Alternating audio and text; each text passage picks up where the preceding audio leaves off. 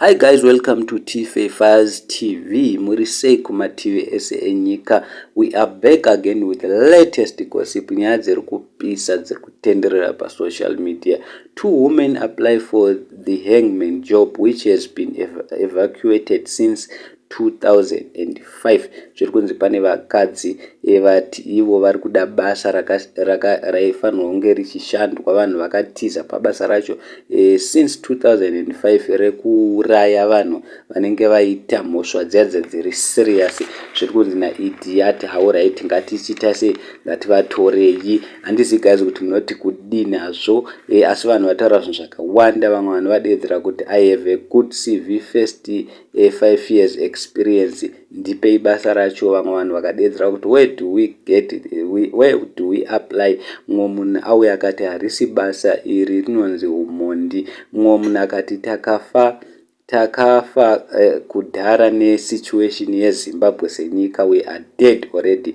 Mumwe munhu akati this will not end well. Mumwe munhu akati do you sleep after this, kana mauraya vanhu vacho munoita sei.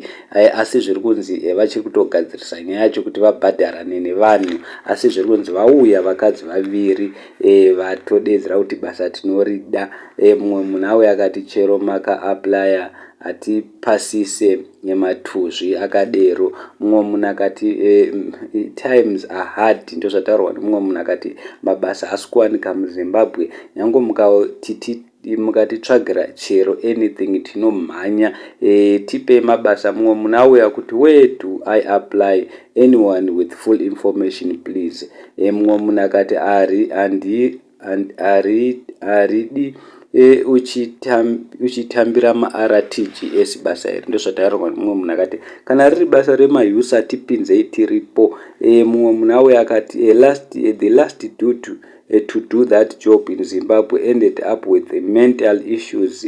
Akutoita benzi chairo kutopenga zvisingaite. Ndo zvataurwa nemumwe munhu. Mumwe munhu akati inini mwana wangu hangafi nenzara paine basa, ndinotomhanyira basa iroro. Saka guys, handizivi kuti munoti kudi. Please comment down below because ibasa riri kutonzi riripo ratowanikwa nevakadzi vaviri. Mumwe munhu ati after women, mumwe munhu adedzera kuti after God fear women. Mumwe munhu adedzera kuti vakadzi ndio basa ravo iri because vakadzi vanokuchengetesa mwana asiri wako. Saka guys, please comment down below mutiudze kuti munobvumirana nazvo here kunzi vanhu vaurayiwe, because vaimbourayiwa asi zviri kunzi paishaika vanhu vanopinda pabasa racho. Asi zviri kunzi vauya vakadzi vaviri vadedzera kuti tadzoka isi tiripo, tipei basa, tirove basa sebasa.